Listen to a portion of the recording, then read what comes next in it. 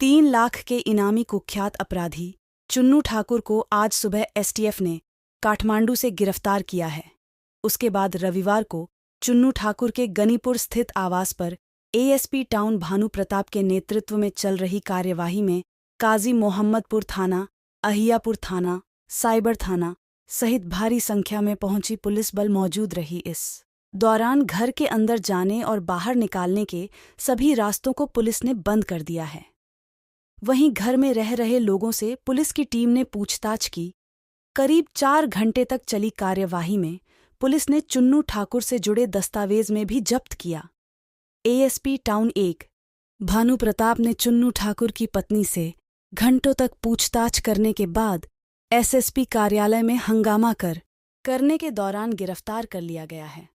बता दें कि कुख्यात अपराधकर्मी चुन्नू ठाकुर को 23 साल बाद एसटीएफ की टीम पकड़ने में कामयाब हुई है।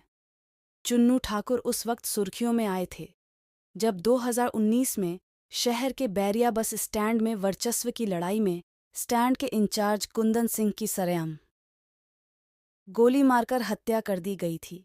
उस हत्याकांड में चुन्नू ठाकुर का नाम सामने आया था, जिसके बाद से ही चुन्नू ठाकुर लगातार फरार चल रहा था।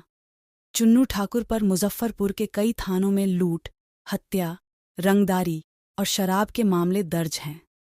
चुन्नू ठाकुर के गिरफ्तारी के बाद मुजफ्फरपुर पुलिस सक्रिय हो गई है और उसके गिरोह के सदस्यों को भी खंगाल रही हैं।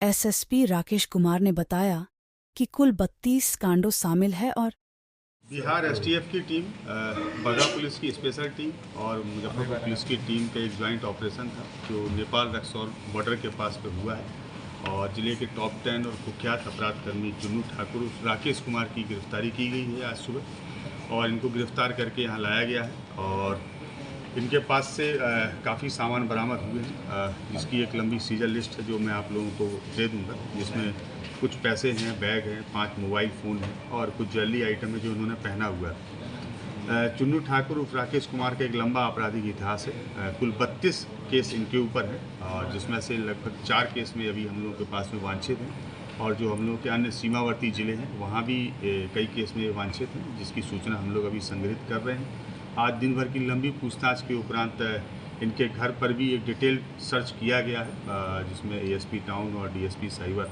जो महिला पदाधिकारी हैं उनकी टीम थी और इस पूरे सर्च के दौरान उनके घर से भी बहुत सारे एटीएम कार्ड्स हैं, डेबिट कार्ड्स हैं, यूनियन बैंक के पासबुक हैं, चेक बुक्स हैं, काफ़ी ब्लैंक चेक्स हैं, कई लोगों के प्रॉपर्टी के डॉक्यूमेंट्स हैं जो दूसरे लोगों के नाम से, कई सारे बसेस के चालान हैं और कई सारे बसों का हिसाब है, जिससे प्रथम दृष्टि ऐसा लगता है कि वो शायद जो है लेवी या रंगदारी के रूप में पैसा रहा होगा।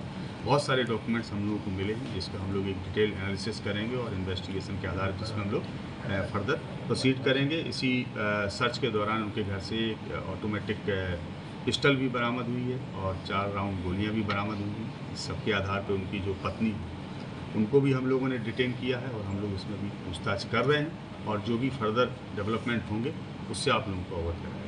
कितने मामले दर्ज हैं इनके? अभी तक कुल 32 मामले इनके ऊपर दर्ज हैं और एक ये नेक्स्ट मामला जो वेपन मिला है उसके संदर्भ में एक अलग से केस दर्ज किया है। इन पर हत्या के केस कई हैं, कितने हैं? बहुत सारे केस दर्ज। कोई महत्वपूर्ण केस ऐसा है जो? कई महत्वपूर्ण केस दर्ज हैं इनके ऊपर। अहियापुर में 2019 में एक हत्या का केस है, कांटी में एक हत्या का केस है, सदर थाना के अंतर्गत हत्या के केस है। तो ये बहुत लंबी लिस्ट है इनके ऊपर। 32 जो केस हैं वो सारे केस या तो मर्डर के हैं या आम एक्ट के हैं या फिर लूट के। काफ़ी वर्षों से फरार चल रहे थे।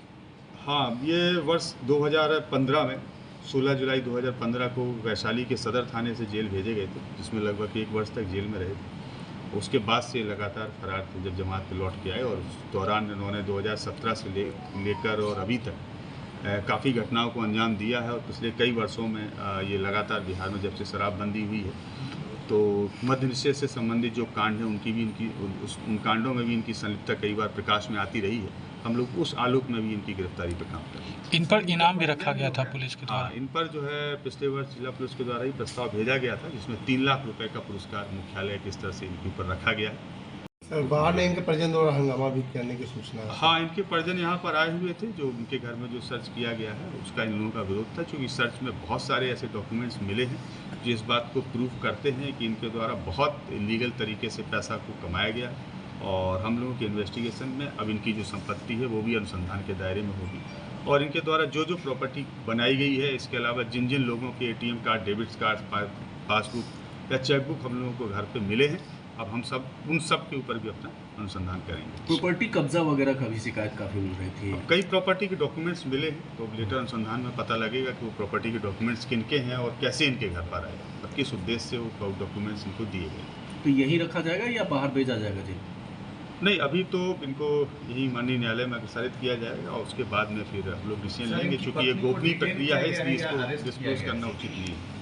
पत्नी को उनको डिटेन किया गया, अरेस्ट किया गया? अभी उनको डिटेन किया गया है, हम लोग पूछताछ कर रहे हैं और पूछताछ के जैसे फैक्ट्स आते हैं, गिरफ्तारी होगी तो आप लोगों को सूचित किया जाएगा। लेकिन अभी तक की पूछताछ से ऐसे संकेत प्रकाश में आ रहे हैं कि हम लोग उनको गिरफ्तार करके माननीय न्यायालय में अग्रसारित करेंगे। चलो, ठीक है। Thank you.